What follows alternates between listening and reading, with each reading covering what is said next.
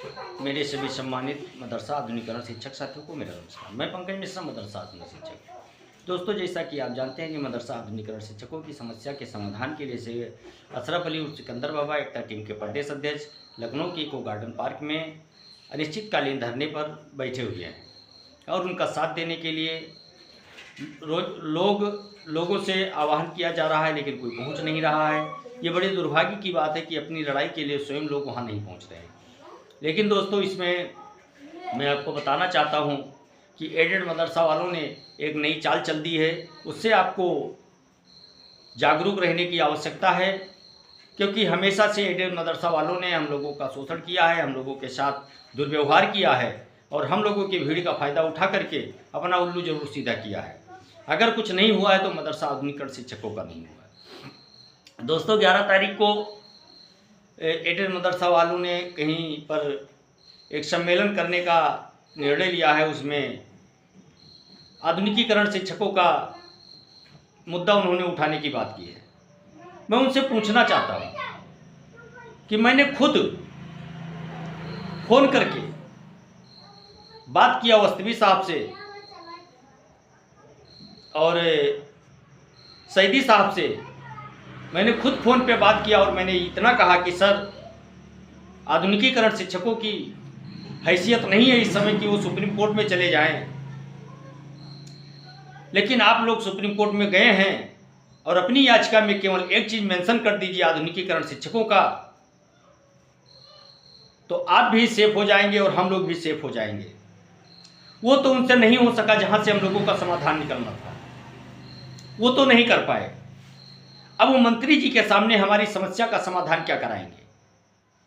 मैं उनसे पूछना चाहता हूं कि अभी तक जहां से हमारे समस्या का समाधान होना था वहां आपने मेरी आवाज नहीं उठाई, तो क्या मंत्री महोदय जी हम लोगों की बात नहीं जानते हैं?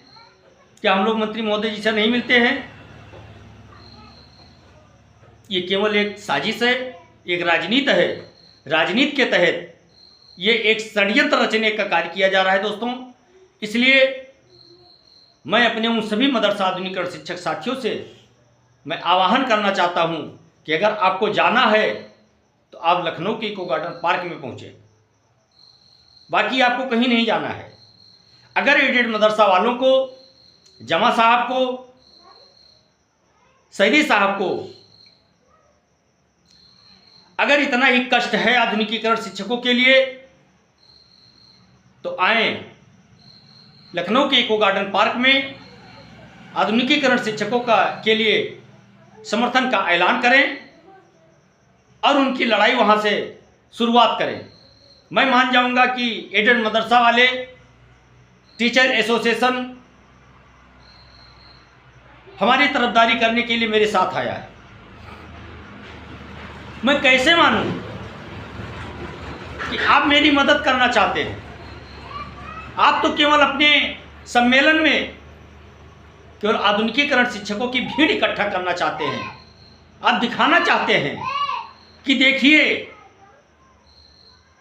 ये लोग वो लोग हैं जिनके आगे टुकड़ा फेंक दिया जाए और ये दौड़े चले आते हैं।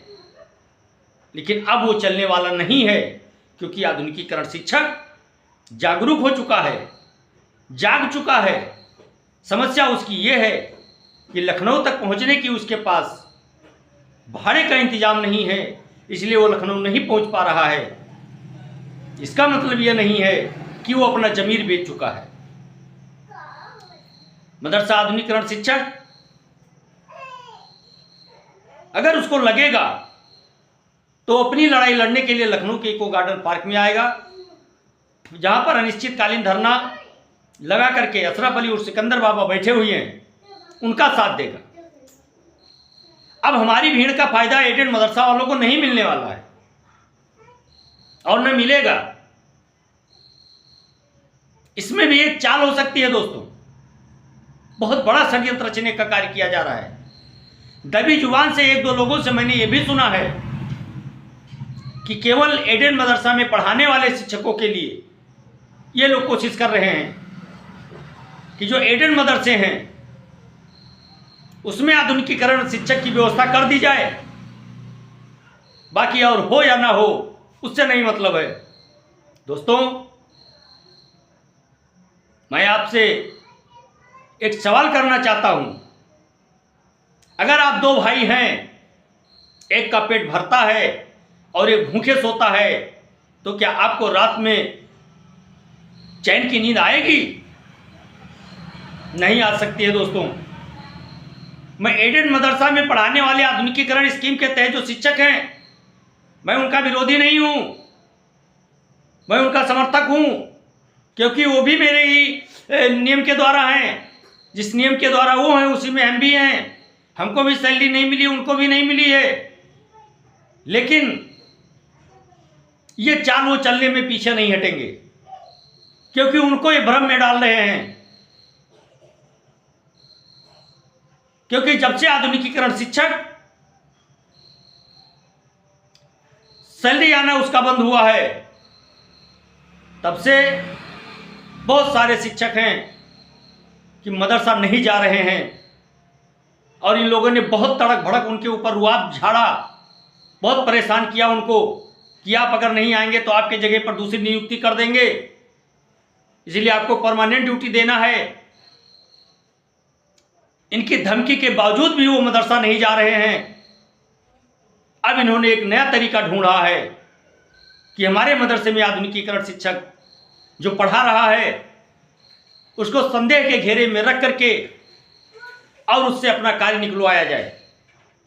लेकिन अब वो आपके झांसे में आने वाले नहीं हैं, क्योंकि वो जानते हैं कि आपने उनका हमेशा से शोषण किया है, और अब आपके झांसे में वो नहीं आएगा। अगर आधुनिकीकरण शिक्षकों को भीड़ दिखानी है, तो जो इस समय अनिश्चितकालीन धरना चल रहा है इको गार्डन पार्क में, वहां दिखाएगा। या फिर आधुनिकीकरण शिक्षक भी सम्मेलन कराना जानता है, वो भी सम्मेलन करा सकता है, और आपको दरिया दिली दिखाने की आवश्यकता नहीं है। जब आपको जरूरत थी हमारी, तब आपने मुझे फिर सूचना दी है कि आधुनिकीकरण शिक्षकों के बकाये के लिए, उसके मानदेय के लिए भी हम प्रस्ताव रखे हैं। ये प्रस्ताव तो हम लोग बहुत पहले से देते आ रहे हैं। प्रस्ताव जहां रखना था, जहां से मेरा काम होना था, वहां आपने रखा ही नहीं। सुप्रीम कोर्ट में, हाई कोर्ट में आपने एक शब्द हम लोगों के लिए नहीं बोला। तो आज क्या उम्मीद करें साहब आपसे कि आप मेरे लिए निस्वार्थ भाव से लड़ाई लड़ रहे हैं? इनको भी पता हो गया है कि आधुनिकीकरण शिक्षकों का समाधान जरूर होने वाला है, इसलिए क्रेडिट लेने का प्रयास किया जा रहा है, लेकिन क्रेडिट आपको अब नहीं मिलेगी। आप आधुनिकीकरण शिक्षकों के नेता नहीं बन पाएंगे, क्योंकि आधुनिकीकरण शिक्षक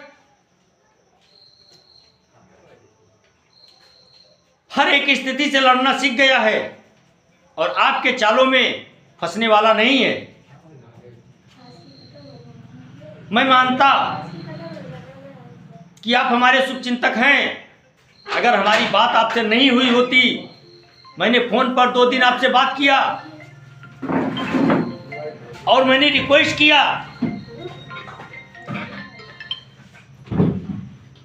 कि आधुनिकीकरण शिक्षकों की समस्या आप केवल मेंशन कर दीजिए उसमें, लेकिन आपने नहीं किया।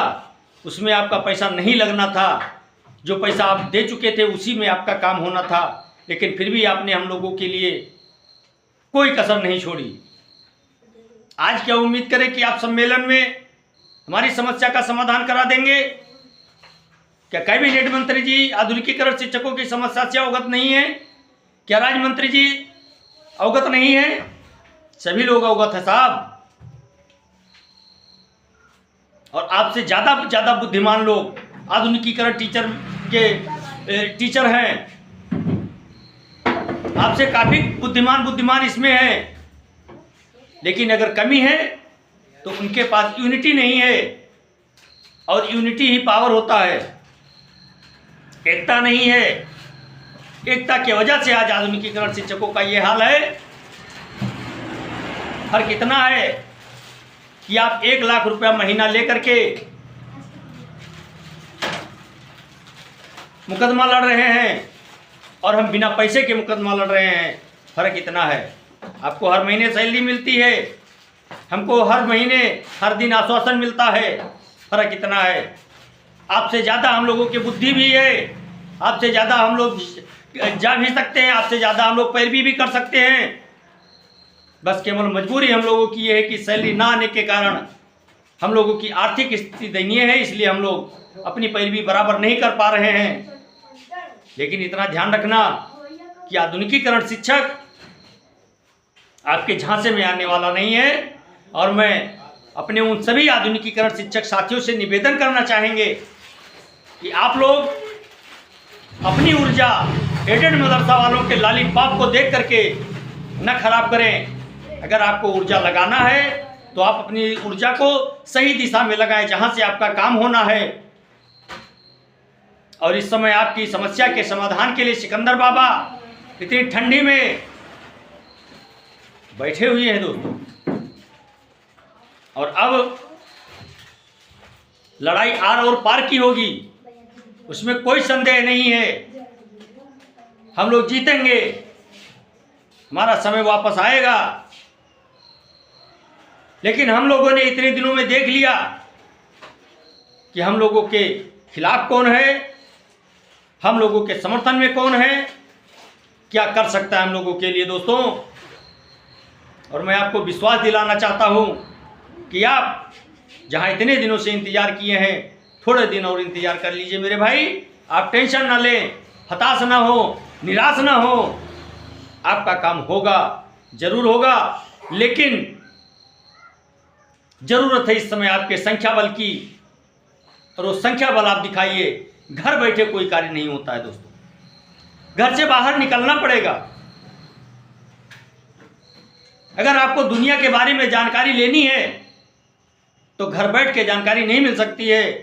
उसके लिए आपको घर छोड़ के बाहर निकलना होगा, तभी आपका कार्य हो सकता है। और जैसा कि मुझे उम्मीद है, आशा है कि आप लोग मेरे बातों का समर्थन करेंगे और अपनी यूनिटी जरूर दिखाएंगे, अपनी ताकत जरूर दिखाएंगे, और हम लोगों का समस्या का समाधान जरूर होगा। आज के लिए बस इतना ही। अगले अपडेट के लिए सुबह का इंतजार करिए। तब तक के लिए नमस्कार।